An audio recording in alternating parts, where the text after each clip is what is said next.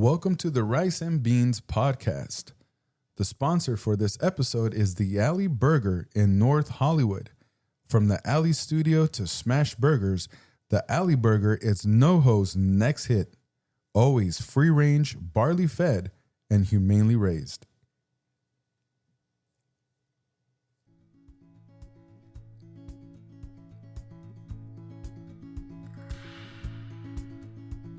We'd like to welcome you to the Rice and Beans podcast. I'm your host, The Beans, Nate. And I'm Rice, Jimmy. Welcome. Glad to have you guys with us today. We'll be talking about some pretty interesting topics here, mainly having to do with canyon safety and etiquette. We'll see how we can minimize these accidents and dangerous situations that occur while driving. We'll talk about the dangers of driving 10/10ths in the canyons, and also what influences some of these drivers to show off. Is it photographers, TikTok, clout, social media? Also, what can certain event organizers or influencers do to push more driver education and etiquette? Wow, these are all great hot topics nowadays. Yes, sir. As we have witnessed multiple severe crashes. Yeah, I think it would be good if we, touch on some of the accidents and incidents that have happened. I know this year has just started, and even then, there's already some things that have occurred. But last year, we had some tragedies that really affected the whole car scene up in the canyons. So I think we should really touch on that today, because it's going to show, or it highlights what can happen up there and so quickly, and what can we do as drivers, or maybe some of us who might have a voice in the community. What can we do to try to minimize those things from happening? Yes. And speaking of accidents, the first thing that jumps to my mind is the 4th of July S2000 guy who was, he passed away. Yeah.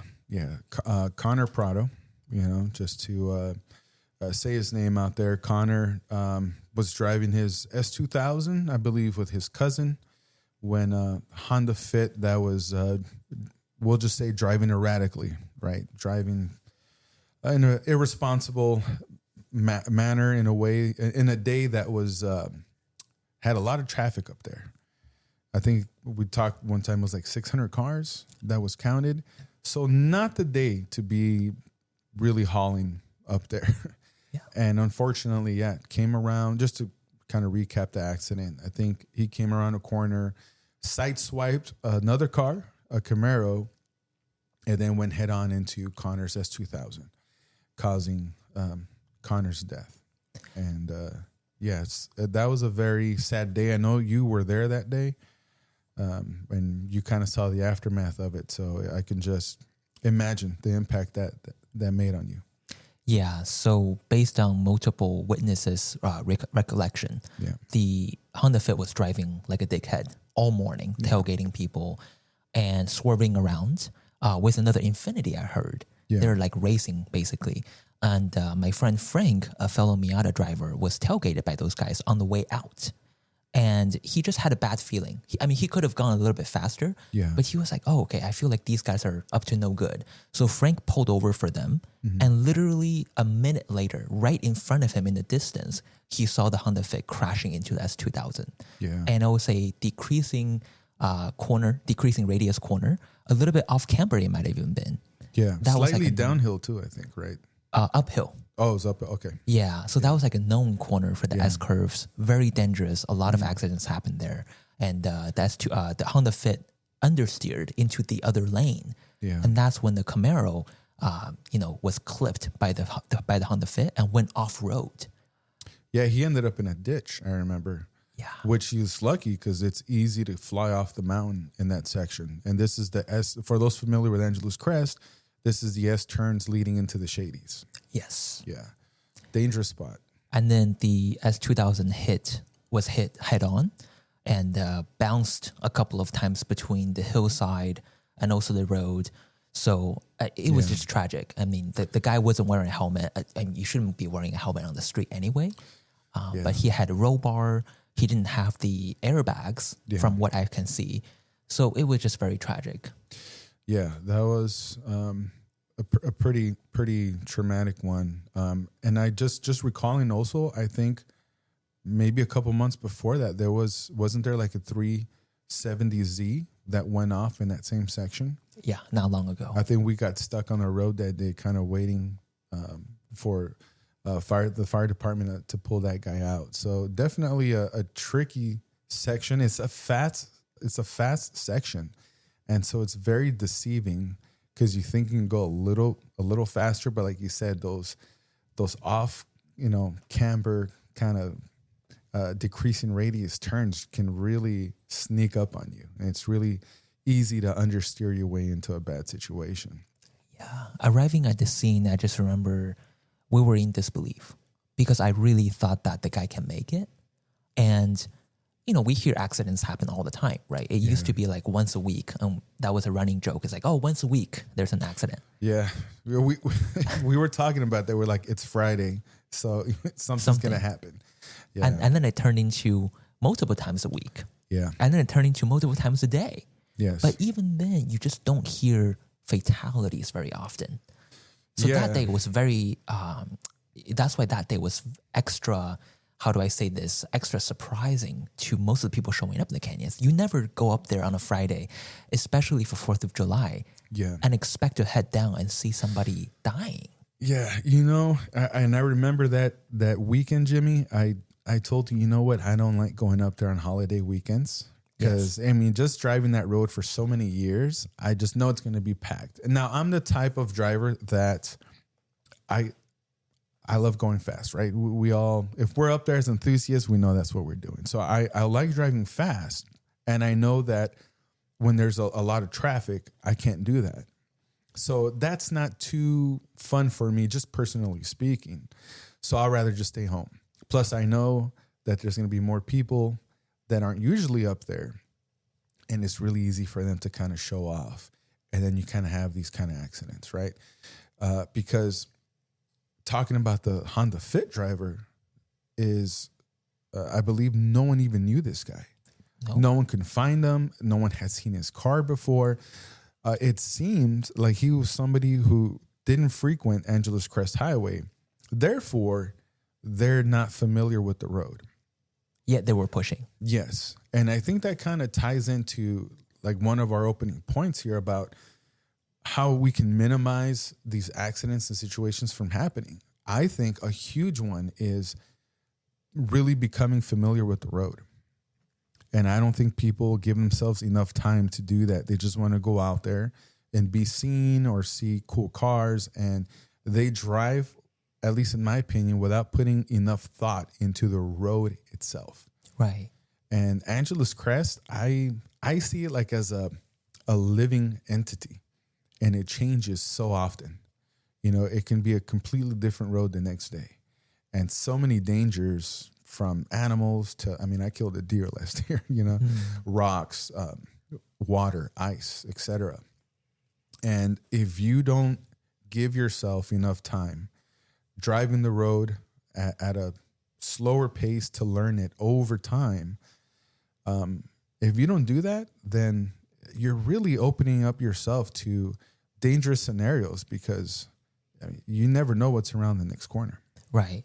And also I would even add that learning the road is not just about, I know what the corner's curvature is like, or uphill and downhill. That's like the entry level knowing the road. Yeah. You also need to know that as a local, Nate, you know this very well. The lower section of ACH, you don't speed up. That's where all the commuter traffic is. Right. Yeah. Super tight. A lot of people cross the double yellow, the Palmdale 500, commuters. You go past the intersection between Angeles Forest and Angeles Crest, and then that's when you can pick up a little bit. Yeah. I see all these people who go to Good Vibes who supposedly know the road, and then they drive like 10 tenths in the lower section. I'm like, okay, these people actually don't actually know the road. Yeah. And also the thing is, in the morning, shadies can be a little bit slippery, can be a little bit icy. Oh, yeah. That's also a part of knowing the road. But see, a lot of people ignore that. And they're like, oh, why did I slide out? Why did I oversteer? Well, yeah, because it's not just about knowing the map. It's knowing the weather condition under certain temperature in certain month of the year. Yeah. That takes time because you have 20 years of experience. Yeah. Yeah. You're aging me now. But yeah, I mean, I've been driving that road since like when I first got my Corvette, my first Corvette, that was in 2006. I had driven the road before, but that was when I first started to like really drive it for fun. So yeah, I've been on it, a long time, and I've seen so many crazy situations and conditions and weather related stuff up there. And yeah, like you said, that bottom section in La Cañada, that's my warm up zone for me. That's where I'm listening to my car, seeing how it feels, getting some heat into the tires and the brakes. But like you said, that place has a bunch of commuters, impatient people trying to get to Palmdale. So yeah, learning the road is knowing when and where to kind of pick up the pace. And that comes with it. Now, on top of that, not just knowing the road, now you have to learn how your car reacts to certain sections of the road. Oh, no. That's the interesting part, too. That gets tricky. Oh, yeah. Yeah. And so nothing beats experience. But when we're young, and I say when we're young because a lot of these accidents involve younger drivers. Now, we'll talk on some other stuff where the drivers weren't so young, but for the most part, it's, you just want to go out and have fun and not pay attention to these things. But kind of like a message to our listeners is, take it easy, learn the road, maybe visit it on days that aren't so busy. Give yourself a chance to go on a day with less traffic, learn the road, pay attention to it. Sometimes I go on Google Maps and just look at a map and be like, oh, okay, this section looks like this and like that. And I can kind of imagine it as I drive. Right. And that's the problem with like the clout culture. Because nowadays, when you go on social media, all the influencers are saying like, oh, if you're a coffee lover, if you're a driving enthusiast, like, if you're this, if you're that, you have to do X, Y, and Z to complete your bucket list. Yeah. So I bet that this is the case with the Honda Fit driver. It's like, oh, I love driving. Angeles Crest is like one of my go-to spots on the holiday. 4th of July, I have to go there. But the problem is you didn't earn the knowledge of that road by driving it for many years. Yeah. And I didn't know any of this, like, oh, shady can get a little bit icy. This road, you have to slow down, until I talked to locals such as yourself. Yeah. A lot of knowledge you have to, face plant yourself to learn. Yeah. Some of it you learn through word of mouth, talking to your friends, but all of that takes time to accumulate. But when you have that clout chasing mentality of like, oh, I heard this road is very good for driving, let me just go there and push my car. Well, then how the frick would you know? Yeah, and that's what comes with the experience of learning the road and your car is knowing, okay, this is not the day and time to go 10/10s. I mean, really, you should never go 10/10s on a canyon road because there is no room for error. It's not a racetrack where you hit a wall or a barrier. You fly over the mountain and you die, or you hit somebody else head on and you can kill somebody or yourself. So you have to give yourself a little bit of room for error too. Now, trust me, in 20 years, I've made my share of mistakes while driving and my pucker up moments, And fortunately, I've never have involved anybody or had a major accident. But yeah, it's going to happen when you're up there and you're having fun. But we want to minimize that. Yeah, we're up there. You might not be going the speed limit, but you have to know when and where. Be aware of your surroundings. Now, talking about that, the dangers of going 10/10s. Yeah, it's fun. We all want to go as fast as we can, but last year also taught us what can happen when that happens. Not just the 4th of July accident, but we get into an accident that got more media attention. You can call it, I was going to say famous, but I don't like using that word, but a very known accident of Call of Duty creator. I'm going to get his name right. Vince Zampella, right? He was driving you said it was 296 GTB? Yes, Ferrari. And had a fatal accident involving, he had a passenger with him. And now I want to say his name because we were having a hard time finding the poor guy's name, even on a Google search. And his name was Tony Pfeiffer, if I'm saying that correctly or not, which I believe also worked for the same studios with Vince. And it was famous too because this was caught on video. Came out of the tunnels way too fast. The tunnel's up towards where Highway 39 is supposed to meet Angeles Crest, like if you're headed towards Wrightwood. And understeered, coming out way too hot from the tunnels into a barrier. Car caught fire. Right. Now, there's more details we'll get into a bit with that accident, because that accident is really loaded with, I think, a lot of lessons that we need to look at and we can learn from a driver's perspective and even from a spectator perspective. Yeah, that was a messy one. That one, yeah. And the accident, it was tough. It was a tough video to see, but it was eye-opening of the realities of how quickly something can happen. Yeah. I've personally learned about at least 4 accidents that happened there. Yeah. Almost all of them are fatalities. Motorcycles, cars, it's a known spot. Oh, yeah. So it blows my mind. I don't know now. I don't know if Vince was a local or not, but I've heard people say that they've seen him around Good Vibes and all these Angeles Crest car meets. Yeah. I'm assuming that this is not his first time. But again, a lot of people who go up to Newcombs might not go that far all the way to the tunnel. You'll be surprised. A lot of people are not familiar. And the road changes a lot past Newcombs. It's a lot dirtier and dustier. It's colder the higher you go up in the mountain. So, yeah, it changes a lot. A lot of people stop at Newcombs and then that's it. But, yeah, that section from Newcombs all the way to Wrightwood is a lot more treacherous. Mm-hmm. And it's a fun road, but, yeah, you've encountered some pretty big rocks. You can get a flat tire up. All kinds of stuff can happen up there. Now, that tunnel, though, and you're right, a biker had just died right before that accident, too. That was on video as well. Yes. But what's dangerous about that tunnel when you're headed downhill is, one, the sun's in your eyes, basically. It blinds the tunnel exit. Right. And it is a tightening radius turn. And it is off camber as well. And that's why a lot of tunnels have lights in them so that your eyes can get used to the light level. Yeah. But that one is all dark. That's why I question his experience, because that's a tunnel that if you're a regular, you're aware of it because it scared you before. You know what I mean? You're like, oh, okay, this is, I need to slow down more for this one. So the fact that he came out of that tunnel so fast makes you think maybe he hadn't been up here this far before. Yes.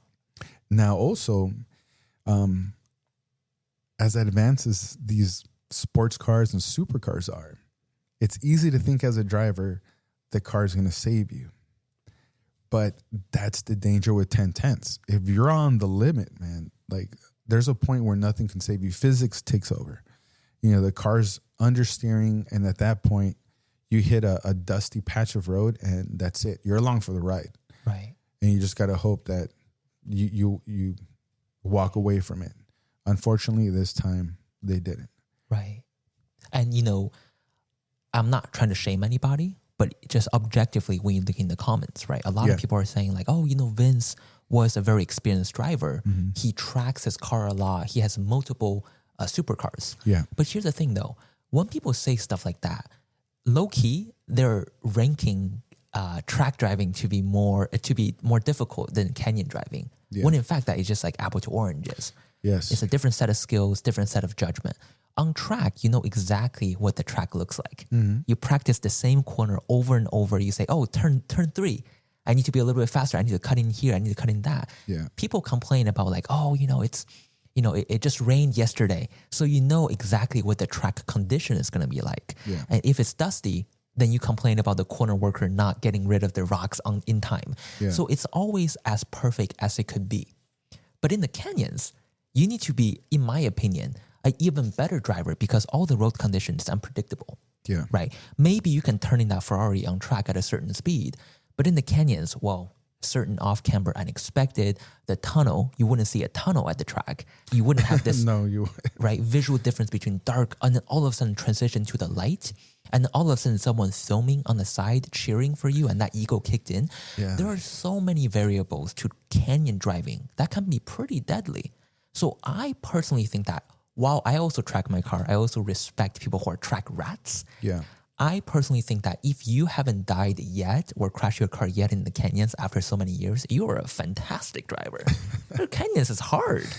It is, yeah. I mean, also on a racetrack, you use the whole track. Oh, yeah. You're absolutely right. There are certain skill sets from track driving that can translate over to car control and things like that.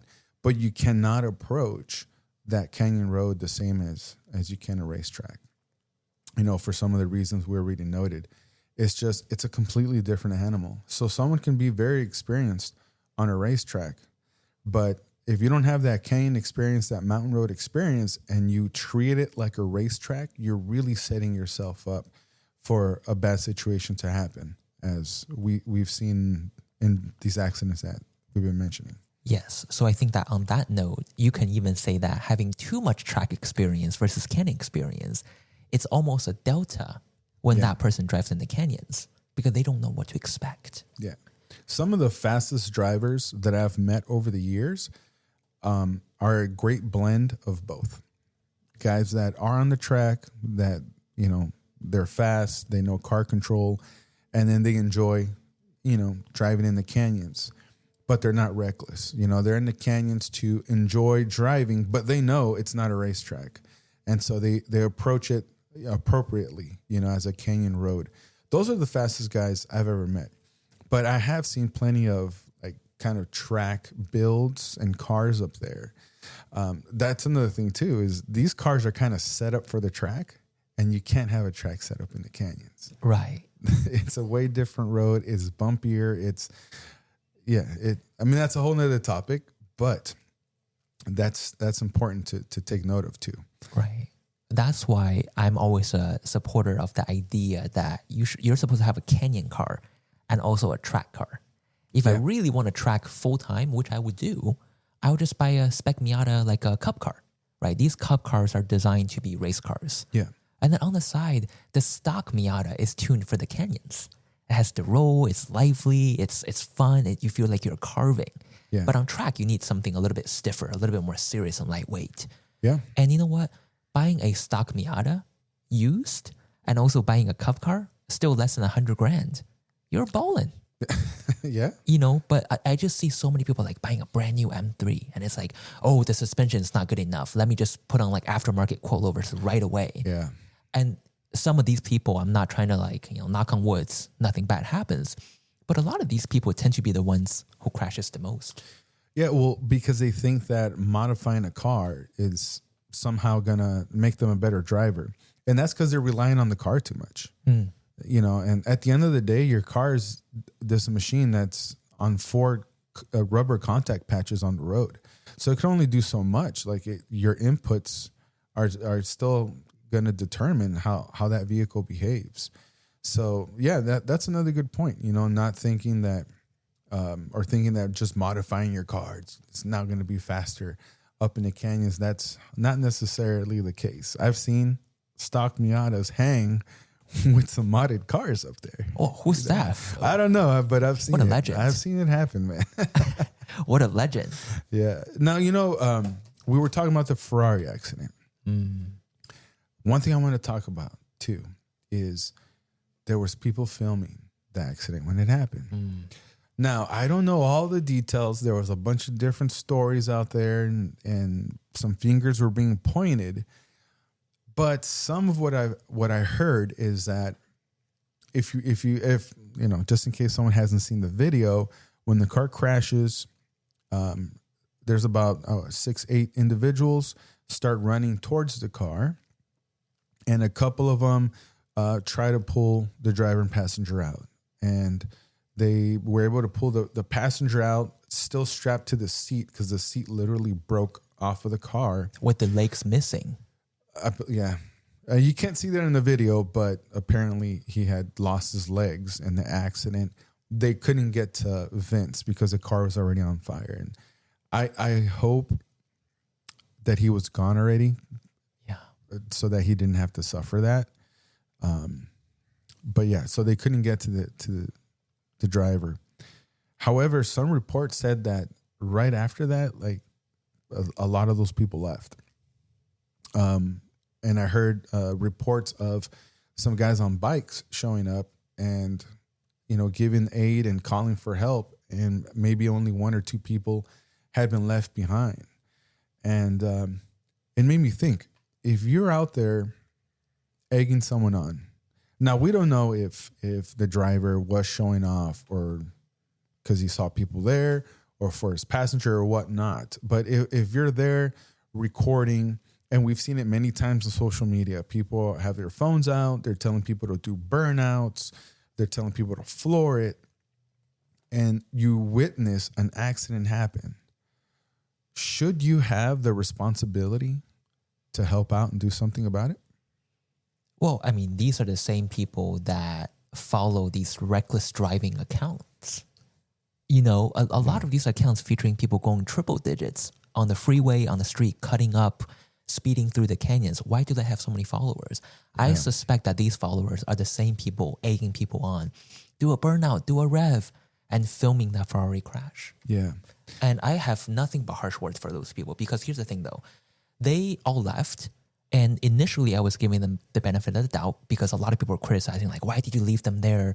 There's a debate. Yeah. And initially I thought, well, maybe they were just trying to get the help because there's no reception out there. Yeah. So staying up there doesn't make any sense. It doesn't actually help Vince getting out of the car. But then someone said, well, but they don't have to all leave. Some of them can stay behind. Yeah, especially when you got like 6 or 8 guys. You only need, even if 2 of them left, let's go and find a law enforcement or phone signal or something. You don't need everyone to leave. Right. So yeah, I heard reports of like maybe just 1 or 2 was left behind. And then I heard one report, some people debated on this or not, and I hope this is not the case, but the passenger was still alive. Yeah, when they pulled him out. Now, obviously, he's probably bleeding out from his injuries. Now, I don't expect normal people to have first aid training, because I do. And so my thought goes to like, I would have took my belt off and as a tourniquet or a shirt or something. But okay, most people are not trained. And when you're there to witness something that traumatic and crazy, it freezes you. Like to see something like that, it's scary. Right. So I don't expect people to, in terms of first aid, know what to do. However, I had heard reports that they dragged them away from the car because it was on fire and then left them there until I think the bike riders got there and then, rescuers. I hope that's not the case though, man, because if you witness someone get in an accident in front of you, you're filming it and you're going to go share that footage, but you're not going to help the person and stay with them. That's kind of crappy. Right. Especially imagine the passenger or even Vince. I don't know what his state was like at the time. Yeah. But literally they're out in the sun with your legs missing, bleeding out, strapped to your seat. Man. And left there out in the open. Yeah. And I remember asking one of the bikers, I was like, what was the last thing that the passenger said to you? And they said they just told them the name. Like, this is my name. And he passed away. But it's just like, but before he can even get to that name, maybe he can say more. But he couldn't because he was all alone. It was just disturbing on so many fronts. Yeah, I mean, I think no one deserves to die alone. And even if you don't know how to help, just being there with someone so they don't feel alone in those moments, that'll go a long way, at least some kind of comfort. Right. So I really hope that wasn't the case. But it'd be sad if that was the case.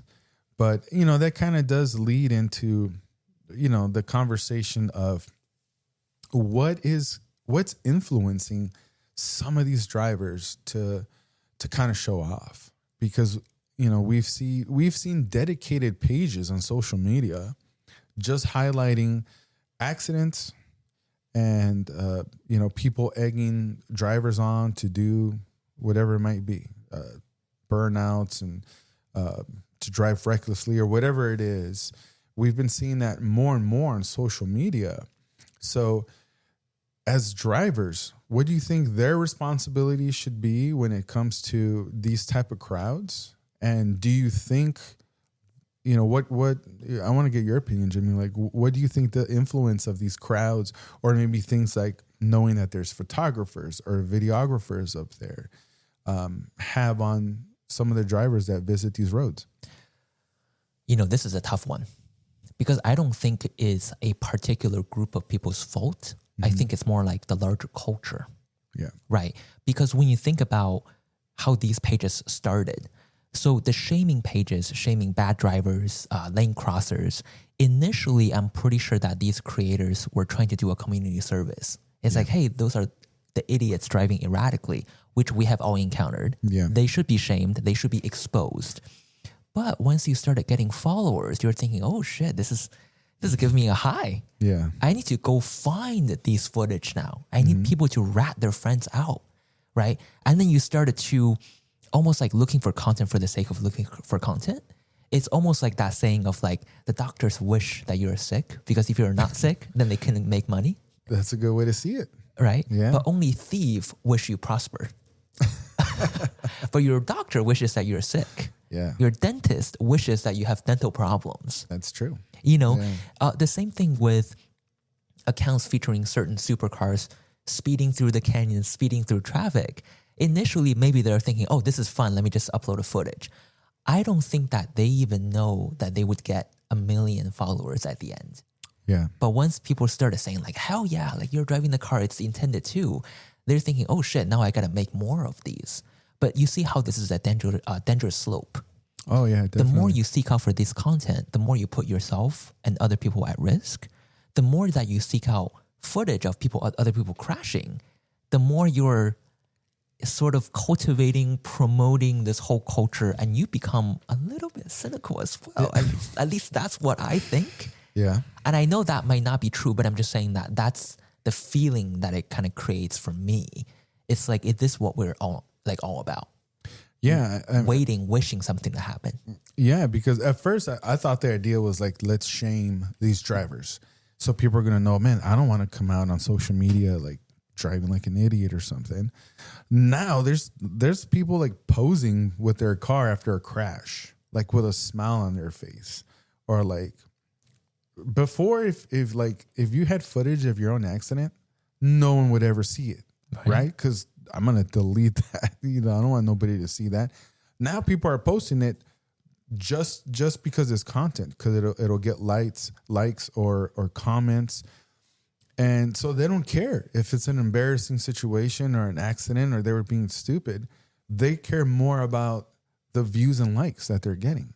And I think that that's kind of insane. Yeah. And people say, oh, Revit and filming cars leaving car meets. Yeah. You think that they really have never seen your car before. I mean, right. If they regularly go to car meets, they've seen all kinds of crazy cars. Yeah. But why are they filming? Because they're expecting, something might happen. Yeah. Something might go viral.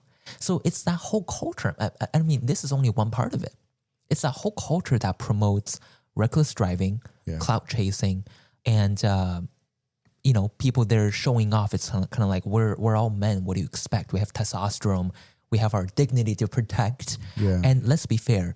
If you're like the mellow type of guy, you find a 9-to-5 job, you're never gonna make Ferrari money. Right. You cannot afford a Koenigsegg or a 296 GTB.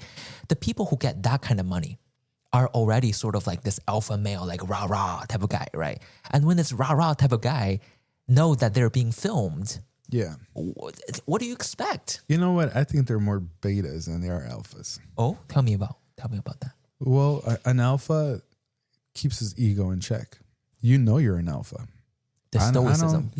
I know if I'm driving, for example, most recent video, that yellow GT3 RS sliding around the corner at, it was golden hour, right? Newcomb's golden hour, which is usually a chill meet, people just hanging out at the big turnout. Guy comes around pretty fast. And it wasn't I don't think it was a skillful slide, because I can hear him let off. So the rear of the car starts to slide out. He gets back on the throttle, but he goes over the double yellows with the whole rear of the car at the end of the corner, then throttles out. 2 seconds later, there was a car coming the opposite way. So it could have been pretty bad. Now, he had gone up before, saw the crowd, came back down, decided to show off. That's not alpha mentality. Because if you're an alpha, you know people know what you're driving. You don't need to, what are you showing off for? So people that have money, you can never tell because they're not showing it off. Right. The people that are in debt are the ones with all the flashy jewelry and want to show off in cars. And look at me, I'm going to rev it. Pay attention to me. That's beta energy. That makes a lot of sense. Right. So speaking of that beta energy, that plays into the culture that I just spoke about, right? Because you ask why are there so many crashes in this whole culture. Yeah. Well, when you think about the photographers on this Crest, don't get me wrong, I know a lot of them. A lot of them are really good people. Yeah. But recently you see more and more younger kids, teenage kids, right? With their cameras up there, the car spotter kids. Yeah. What kind of cars are they drawn to? Not my 230. Not my Miata, but they only take pictures of the GT3 RS, the Ferraris, and this and that. And when that's all you see on the internet, it's like, oh, only exotic cars are being featured. Only fancy stuff is worth mentioning. What do you think other people are going to do? Oh, I don't have a fancy car, but let me rev it pretty loud or do a slide to prove that I can be on that level too, right? It's a competitive nature of like, you don't notice me, I'm going to make you notice me. And then these kids also feature, by featuring all these exotic cars, the exotic car owners are going to think, oh, I can't lift down the expectations. Yes. I got to do a little slide. I got to do a little something like a flyby. Yeah. So am I blaming all these kids? Not really, but it just sort of like, well, kind of like they're a part of creating this whole culture of like who's richer gets the most attention, which is the type of world that I don't want to live in. I don't think that we should judge each other by the appearance, the perceived wealth, but it's by their substance. And in the car world, substance means, are you a good driver? Yeah. Are you responsible? Can you drive a Miata the same speed as a mediocre driver driving their Ferrari? Yeah. That is very admirable for me. Yeah. And no, you're absolutely right. And the thing too is because I've been driving the road so long, you didn't really see supercars before on Angeles Crest. Why? Because it didn't have crowds. There's no one there to see you in your $1 million car. So you didn't see a bunch of supercars. And when you did, it was like legit enthusiasts that just happened to have money and can afford those cars. Now, I'm not like crapping on all supercar drivers because, we're cool with quite a few of them that own their cars because they love and appreciate what they're driving.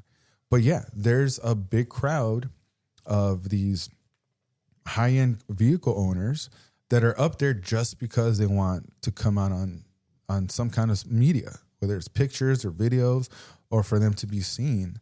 And again, that's really your ego. Like you need to be seen. Now, me, I don't consider those real car guys. Because if you buy a car just because look at me, you're just treating it like an accessory, like a jewelry or something. You don't appreciate the machine that it really is. And you know how you can tell who's a real car guy or not? If you're at New Combs or Malibu or whatever it is, listen to their conversations or ask them about their car. If all they talk about is the color, what the color is called, how rare it is, what it costs, and what the value of that vehicle is, or, the generation. Yes. That's not a car guy. Right. That's somebody that I'm going to buy this car because it makes me look this way. Right. Now, the guy that's saying, oh, yeah, this engine revs to this and I've taken it here and the car is talking about it, driving dynamics and all that stuff. You're like, okay, that guy appreciates the machine that he has. The value and the color is the last thing on his mind. Because you know what? Real car guys buy cars they love. They don't care the value. I can afford it. I'm going to drive it. I'm going to enjoy it. I'm not thinking about selling it. If I sell it, okay, whatever. If I make money, whatever. But that's not why. I didn't buy it as an investment. I bought it because I love what this machine can do and what it is. Yes. So just pay attention to those conversations. It'll let you know a lot. And some posers, as I call them, they won't even have automotive conversations. They're up there talking about some other stuff. Yeah. So They're treating it as a social event. Yeah. Yeah. So speaking of the yellow GT3 RS owner who slid out on the way down, Yeah. we found his Instagram. Oh, really? Someone tipped. Oh, yeah, that's right. Yeah. You shared it. So that guy is not even a part of the scene. Like Yeah.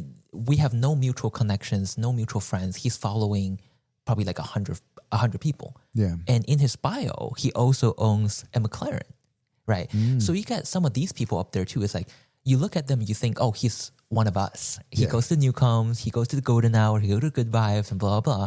But it's like, oh, not really. He doesn't really know anyone in the scene. He's just like a rich guy working a corporate job, and he's just up here for fun. Yeah. So he doesn't give a fuck. Really, can I just say that? Like, Yeah. he doesn't give a fuck. He can cross the double yellow all he wants because he doesn't even follow the accounts that shame double yellow crossers. Yeah. So why would he care? But let's say if you and I did that, oh, the next time you go to a car meet, people will give you shit for that because they know that's Nate, that's Jimmy. Oh, yeah. But that guy does that. It's like, okay, so what? That's very true. He's not even listening to this podcast. So why would he care? People are hating on him. He's going to do it again. Who knows? Maybe he might. He might leave an angry comment. We'll see. I hope so. I hope so. But you see what I'm saying? It's like there are people who use Angeles Crest, who have supercars, but it's not a part of the car scene. Therefore, they leave their dump everywhere. Yeah. And it doesn't really affect them. Right. But there's also the car guys up on Angeles Crest or the track who are actively a part of this car scene, meaning that we organize car meets, we have a podcast, we have a video channel.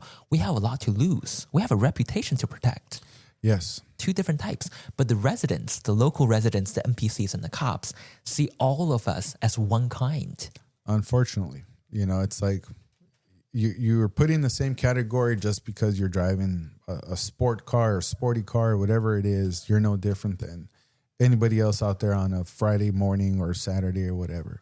Unfortunately, that's the case. Now, there's always going to be people that have no connections. Like you said, they're not even part of the community. So what do they care if they do something stupid, right? They're not going to hear about it or anything. Who cares? Like, maybe they're too rich to care. They got their own stuff to worry about. But those who are known in the community, maybe you have some followers or you organize, if you want to call it, events, maybe some car meets. The question is now, do you have some responsibility as an organizer, or if somebody wants to call themselves an influencer, do you have responsibility to push better etiquette and driver education? So this is a dangerous slope. It's a very hard topic because my first instinct is yes, right. Absolutely. I'm all about taking responsibility, accountability. But at the same time, if we make a definitive statement about it, then you're setting the precedent for how things are supposed to go from here on. Yeah. And I'm just thinking back to, let's say, Newcomb's Golden Hour. Every Saturday during Golden Hour, the photographer Dennis organizes it. I love to go there once in a while. But not everybody who stopped by the turnout is a part of the Golden Hour. Right. Some of them perhaps don't even know about the Golden Hour, and they just happen to drive by. They're like, "Oh, so many people. Let me mingle with these people." Right? Yeah. They're just, and some people just do a flyby, and they don't even stop by the turnout. It's a public road on a Saturday. So when you say, do event organizers have a responsibility to keep everybody in check? Well, that'll imply that event organizers have to know who is a part of the event. Right. But you don't have to register to be there. So let's say if a random Mustang came doing a flyby or doing burnout, okay, well then all of a sudden the event organizer has a responsibility to stop the person who's not even a part of the event and putting their lives in danger by approaching them. What if they have a gun? Right? Then you're really getting into a dangerous slope of adding on too much responsibility to the people who might not be able to control everybody's actions. Yeah, I like how you made sure it was a Mustang. Oh, yeah. Because you want to talk about showing off and with bad results. But no, you're right. I mean, you can't control everybody, especially when it's like a public setting, because you don't know who's going to show up. And when I started like SoCal Canyon Carvers, we would have more like, hey, Sunday morning cruises or whoever wants to show up. And I stopped doing that because we would get some idiots. And even though I would have, if you want to call it like a little driver's meeting, you know, I'd get guys together and be like, hey, you know, be careful, guys. Just keep it in check. Don't be passing anybody. If you're a little slower, just hang out in the back. And you would still always get somebody that would pass in double yellows or would be right on someone's behind or just be doing stupid, dangerous things. And I was like, you know what? I can't control who's going to show up. And I don't want to, people that do show up and want to drive responsibility, I don't want to put them in a situation where this idiot, and that's now connected to my event, right, is going to cause them harm or an accident or something. So I stopped doing kind of like those open public little drives and, you know, just friends on the chat. Hey, who's going up for a drive today? So yeah, I know you're not going to be able to control everyone that comes around. And I know people are going to see a group of cars hanging out and someone's going to do something stupid, a flyby, like you said, or whatever it is. Tons of videos out there of that happening all the time. But if you are the one behind an event, at least make that effort, right? Remind people, hey, if you're going to show up, please respect the spot, drive safe, you know, guys, don't double lane, don't, you know, just drive safe. Do something. Yeah. And I do think we do have some responsibility in that case to try to promote some kind of safety and etiquette. Right. And that's the thing that gets under my skin. While I don't think that we should pose, you know, universal responsibility on every organizer up there, especially on a public road, I do get bothered by the inaction of a lot of the organizers. Yeah. For example, the 4th of July happened. You know, there's another crash that I'm sure we're going to talk about. The Miata. Yeah. The blue Miata crash. Most recent one. Yeah. Right. And like we said, there's multiple accidents in a week now, right? Yeah. So as organizers or influencers or people with a following, I think that they have a public responsibility to make content educating people about the etiquettes, about the danger of certain sections, encouraging them to drive safely within their limits, right? Offer drivers education at best. Yeah. So it's kind of mind-blowing that don't quote me on this, but so far from what I've seen, we're the only podcast that's even talked about the 4th of July accident. And it's been how many months now? Yeah, I haven't seen it or heard it mentioned anywhere, or really a post either. And I mean, there's other meets and stuff and people that hang out, and not too many have mentioned the accident or even Connor's name. I know the Ferrari accident, people put it out there because it was a big name, right? Call of Duty creator, and because it's a high-end car, it kind of, if any Ferrari, Bugatti, or some hypercar crashes, like, it's going to make the news. Everyone wants to hear about it. This poor guy crashes in the Miata. Who cares? S2000, people forget it. But, I mean, those are the cars that we see more than those hypercars. And those are the accidents that highlight how quickly things can happen, like the blue Miata. I don't know too many details of it. I don't know if he was trying to merge in front of I think it was like a van or some kind of cargo van. Unfortunately, Simon Huang, right? Huang is his name. He didn't die. He's alive, but he got hurt pretty badly. Right. He suffered some brain injuries, according to the family's GoFundMe. Fractured skull, lacerated liver, I think it was. Jesus. And so he's still, I don't know if he's still in the hospital, but he's still recovering. Right. And it's been like, what, a month already? Yeah. Maybe 2. So pretty nasty accident. Just a quick side note, he had a roll bar. And I have to say this because I've preached this many times. I've had roll bars in cars. You need to pad them. Because if you get in an accident, even a minor one, you do not want your skull hitting a metal roll bar. Or that your seat, your headrest is higher than the roll bar. Yes. You need, you don't want any of those things happening, because, and it has to be padded. A roll bar is intended to be used with a helmet on a racetrack. So on the street, and you don't have a helmet on, any impact that's going to swing your head a certain way can cause a serious head injury. And that's apparently what happened in Simon's case. Now, I don't want to say too much about why the accident happened. Some people said, oh, he tried passing here or this or not. He has friends that said he would never do that. Yeah, he's like a safe driver. Listen, I don't know what happened, but I'll tell you this. Many of us try to be safe, but we also make mistakes at times. And that's the thing about canyons. All you need to do is one bad call. That's it. You can be a great driver the whole time and safe. All it takes is one time saying, you know what? I think I can pass this guy here real quick. And then you can't. Right. And that's all it takes. I mean, just to highlight the importance of really like being careful up there and what you do and where. Right. Sometimes it's better to just be stuck behind somebody a little longer versus create a dangerous situation. Exactly. And, if he was indeed passing somebody, which I don't know for sure, I just think that in general, NPCs, right, people who are not drivers, personally, I think that they also have a responsibility. Because if you want the drivers to follow the law, it's going the speed limit, blah, blah, well, NPCs have got to follow the law as well. And one of the laws says, if you look at the sign, right, slow traffic must use the turnout. Yeah. Slow traffic must stay on the right side of the lane when there's a passing lane. Yeah. Do they follow that? Not necessarily. So I'm just thinking everybody has superiors at work, right? Mm-hmm. Let's say if you have two superiors and they're fighting, you're not supposed to take sides. You have to wait for them to decide what the order is to pass down, and then you do what they say. Yeah. So in this case, in my opinion, police officers are public servants. Who are the boss? The people. The people decide what they want the police officers as public servants to do. So in this case, the residents, I heard, the reason why cops are always out there nowadays and they're doing more enforcement is because the local residents downhill are calling the cops, saying the loud exhaust, blah, blah. But I'm thinking, well, the residents downhill are people. Yeah. We as the drivers who go there to use the road are also the people.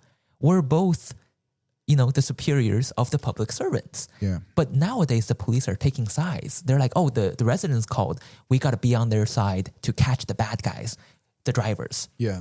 Okay, well, then if that's your logic, we should be also calling the cops on the NPCs. Hey, there's a minivan in front of me refusing to use the turnout. Isn't that the law? Oh, there's a mom driving a SUV going 10 below the speed limit. Let's call the cops. Yeah. Well, you call cops on us. We call cops on you. That's fair, right? Yeah. Do you know what the statue of justice looks like? I don't know if you've seen it before. It's a woman with a blindfold and she has a balance on one hand. So it means that the law is supposed to be balanced and blind. So it applies to everybody. That doesn't happen with cars, man. They're going to target the fast looking or loud cars just because. Now, I think it's all money related, right? Because those residents, it's a wealthy area. They got money. They're going to complain, go to the city council meetings and all that. And then they tell the sheriff, hey, you need to start enforcing this. So if you have a sports car right now, boom, they're going to find some reason to get you. No license plate, exhaust, whatever it is. And they're putting it out there in their social media. The sheriff's department's like, we're pulling you over for anything and everything to deter drivers. But that's not balanced because, like you said, there's two sides to it. Like, you can't just point the finger at this car's loud or they like to speed when the slow cars that don't use turnouts are contributing to causing dangerous situations. Because in the argument, I can say, you know what? If you just let me pass, it takes like 5 seconds. You move over, I'm out of your way. You're back to driving normal in 5 seconds, and a dangerous situation was completely avoided. Right. And I would even go as far as saying that I don't even have to look at the data to know that the majority of the automotive accidents happen on the freeways. Yeah. On the 5, the 101, the 210, rush hours. Yeah. Right. What's the cause?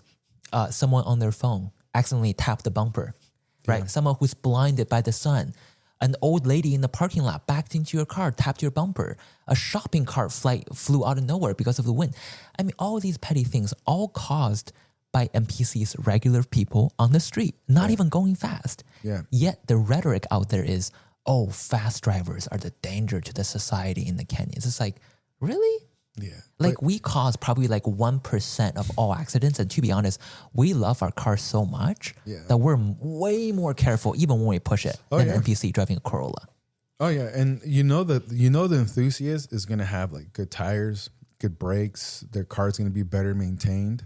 So even if they're operating at higher speeds, they can do so safely. Their equipment matches the speed. Like look at the freeway, man. Any modern car that's well maintained, like 80 miles an hour is nothing. Mm-hmm.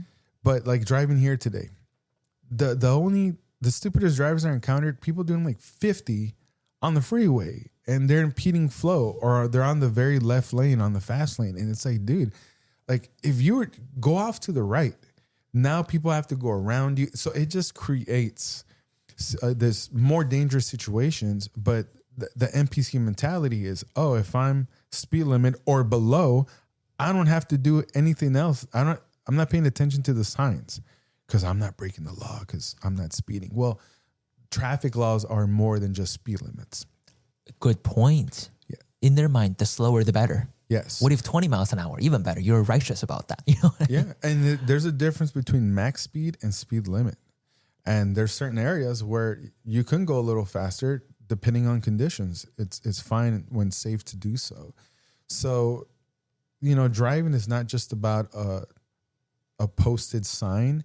It's also about awareness. And I think that's what people are lacking. Now, unfortunately, we probably can't reach the NPCs. No. But to those listening, if you're a driving enthusiast, just be more aware. Learn the road. Know that you're going to encounter these type of people. Be a little more patient because you don't want to be the topic of a show like this. Right. And it's interesting that for most people who don't know anything about driving, the speed is like a cure-all. Yeah. Every time when there's an accident, like that guy must be speeding. Oh, speed kills. It's like, well, how would you know that? Yeah. Maybe someone pulled out of a turnout unexpectedly, right? So that reminds me of another accident that happened, a Cobra leaving good vibes on a Friday. That's right. Man, we got no shortage of accidents to talk about. Right. Crashed into an NPC in the middle of the road, perhaps looking for directions. And the Cobra was an old car, right? So it couldn't stop in time. Yeah. And it just rear-ended the van. That was a sad sight to see, man. Beautiful car. Yeah. I mean, you talk about these like lack of awareness. Sure, the speed wasn't even involved. Yeah. But being standstill, driving too slow, being unaware is even more dangerous than people driving fast. Absolutely. We're not talking about. So I just feel like, when the residents call on this quote unquote, like the racers with loud exhaust, on the bottom of the hill, it's like, yeah, but exhaust doesn't mean shit. You can have a loud exhaust standing still. You can have a loud exhaust doing a cold start. The car wasn't even moving. Yeah. So the loud exhaust does not indicate speed whatsoever. You can have a loud exhaust in a Miata. Yeah. Unless you have a radar, a LiDAR, and it actually shows the speed, then you have the evidence. But most of the time, it's always speculation. Even the cops pull you over, they're like, oh, like I suspect that you have modified exhaust. Well, how would you know that? Unless you state rev me. Well, that's why it's a cash grab in my eyes, because, that person with that sports car is probably going to have a little more money because they can afford that car. And they know they're going to find more stuff in there that they can get you for, whether it's exhaust or the rep. I mean, that's $1,000 fine right there, or any little ticket. Where if you pull over somebody for, maybe not going fast enough or not using a turnout, also that's like an easier ticket to get dismissed. That person will probably go, oh, Your Honor, I didn't read the sign, but I was driving safe. And the judge might be like, all right, we'll let this one slide. But they're not going to let slide the guy that was speeding, or the guy with the loud car, or the guy with the exhaust. And you can just be a regular, hardworking person, not even speeding sometimes. Just I've gotten pulled over, not even speeding, just like, oh, you're exhausted. That's happened to me before. And they're going to get you on it. Right. Because they know stopping this guy, the state just made $300, $500, $1,000. That's how they see it. All of this is very bad for community building, which is everything that we want to do, for sociology of cars. Yeah. Right. In some cities, they have donuts for coffee with a cop events, and they invite community members and cops to have these like shared communal space, have a conversation about what's happening in the city. Yeah. That's very good for bonding, right? People trust the law enforcement more. But I feel like in the canyons, that's the opposite. There's a standoffishness, and there's a certain of fear, right? And nowadays we see a lot of enforcement, but not a lot of educating, bonding, community building. The same thing with the accounts. Only shaming, only talking smack, but do nothing to bring people together and provide driver education. Yeah. That is the biggest problem right now. And that's what we're trying to do different. By having these podcasts, raising awareness of these topics, we're actively trying to educate the drivers. We're bringing people together. We're analyzing the problems. And we have seminars, sociology seminars coming up featuring pro drivers, pro drifters, experts from the PPF industry, all breaking down like, hey, how can you get into these industries? What are the secrets behind them? And how to drive in a safe and dynamic way on the public street as well as on the tracks. We're also doing the sociology rally down the line, which we have professional drivers tagging along. We're going on a little trip. We're hitting up some canyons in a safe way. You're also getting education, which is something that you don't get. Most of the rally out there is like, oh, rich people driving their fancy cars, going in a loop and come back. There's no education. So, I'm the type of person that if I see something I don't like, I don't go around talking smack and shaming people. I say, okay, so like XYZ is not being done. Let me do that myself. Right? It's like you left your dirty dish in the sink. Rather than yelling at people, I would just be like, you know what, I'll just wash it. That's my personality. And you know what I love too about the idea of like a rally that does have experienced drivers. Like you just mentioned, having maybe some pro guys that are actual instructors, drifters, people that know car control is, there's a lot of people that they're watching social media. They're seeing the videos. They're seeing the cars in the canyons and they're thinking, man, I want to go for a drive. That road looks beautiful. I want to go there. And maybe they're young or inexperienced and they go up there alone or with other inexperienced friends and they get themselves in trouble because they don't kind of know the etiquette or really safe driving. So this gives people an opportunity of, hey, it's a learning experience. I can go with this group, have an instructor with me, learn a little bit about my car. Yeah, it's not a racetrack, but you need to learn your car and how it behaves on a road like that. So I think it's a great avenue to especially to get people that are new to the canyon carving scene some real seat time, right, as they call it, with other knowledgeable drivers. And I think that's what's lacking is there's a lot of new and younger drivers that want to get into this hobby, but it's kind of like who do I look for to guide me in this? And the canyons is not a place to learn the hard way. There's a lot of gatekeeping in the car community. And the gatekeeping is very subtle. Yes. Right. And a lot of people have bad influence. Like you said, they go up with their equally newbie friends. Yeah. Who do they look up to? Mostly the influencers. Yeah. But the influencers are also the reckless driving guys, are also the ones who are not a pro, but pretend to be a pro or think that they're pros. Yeah. So our rallies, our seminars is going to offer them actual good role models. Like, hey, these are the actual pros and instructors. Nice. And also the people who attend the same rally or the seminars. These are all the people who want to learn. It's not about showing off. Boom, you walk out of these events making 10 new friends who are also very mature and who are eager to learn. What a good thing. Yeah. And I can't believe this, Nate, and I'm saying this over and over again. I can't believe that Sociology of Everything, such a young company, is the only one that is doing this in the last 20 years. Yeah. I mean, usually when you hear rallies, like you said, it's just maybe some supercars driving around or even driving recklessly, just driving. It's not really, there's nothing that touches on education, on driving habits, or even on the cars themselves. Yeah. So to have that offered to people, I think that's great. So, right.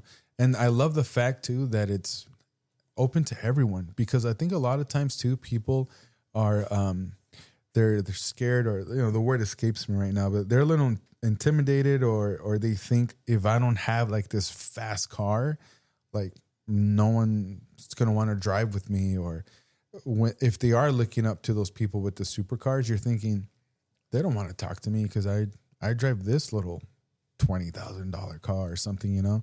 And unfortunately, yeah, many of the people with these high-end cars can be kind of snobby. And, you know, a lot of these guys in GT3 RSs and 296 GTBs and all these fancy cars, they're not going to be reaching out to these regular, lowly, everyday cars like, oh, come join us for a drive. Yeah. So to have an environment where, hey, it's open to everybody and we're all learning here. So you don't feel bad if you're really green or really don't know much. This is the place to be. Yes. Come learn in a safe environment with people that know what's up, that are more than willing and happy to teach you. Yes. And equally as enticing and as and also constructive is that all these industry experts, now they have more job opportunities. Yeah. Instructing at our rallies. Of course, this is an actual job. We're providing a job opportunity. Instructing at seminars. We also pay for these speakers, right? People do have to buy a ticket to come to our seminar. So a lot of these professionals, they feel like they're being left out. They need money to raise. They need money on the side from instructing, as in addition to their teaching career, whatever career that they have. Yeah. But oftentimes, they're not business people. They don't know how to build a career. But through this, we provide a platform for all these professionals to finally shine and for their expertise to be brought to the front, rather than all the influencers speaking as if they know more than the professionals and pretending to be professionals. Yeah. So this is a win-win for the whole community, for the whole society. Yeah. That's another great point. Because, yeah, a lot of times these guys act like they're this knowledgeable or this voice in terms of driving just because they own certain types of cars. And I would much rather listen to a real instructor, you know, or someone that's an actual race car driver that's going to teach me. And the nice thing is a lot of these instructors, like, they love it. That's why they're into it. They love teaching people to drive faster and safer. And a lot of these other guys that want to be so-called influencers on social media, they don't care about teaching anybody anything. They're just about, look at me. They're not there to teach you anything or how to drive a certain way. Self-serving. If anything, they're just teaching people to be reckless. And, oh, look at me. It's cool. I'm sliding around and double laning on Malibu mountain roads. And it's like, you know, all you're doing is making the situation worse for the whole community. So to have something like those seminars available to us, that's cool. Wow. So glad you are enjoying the idea. Yeah. Definitely. Wow, Nate. So we talked a lot today. Oh, yeah, man. Jeez. Yeah. I feel like we can just keep going. But yeah, no, a lot of great topics today. And I hope those listening really enjoyed it and got something out of it. And hopefully they can just meditate on what we can all do as members of the car community to just kind of push better habits up in the canyons. We want everybody to enjoy driving, but to do it safely, man. We want to make it home every day. Definitely. Yeah. And just to remind you once again, my name is Jimmy. I'm the Rice, and I drive a Miata. And this is Nate, the Beans of the podcast, and I drive a C6 Corvette. So again, thank you for joining us on this episode of Rice and Beans, and we hope to have you guys with us on the next one. The next one is going to be even spicier than this. Always, man. We got to add some salsa to the rice and beans. All right. Perfect. See you next week. See you guys.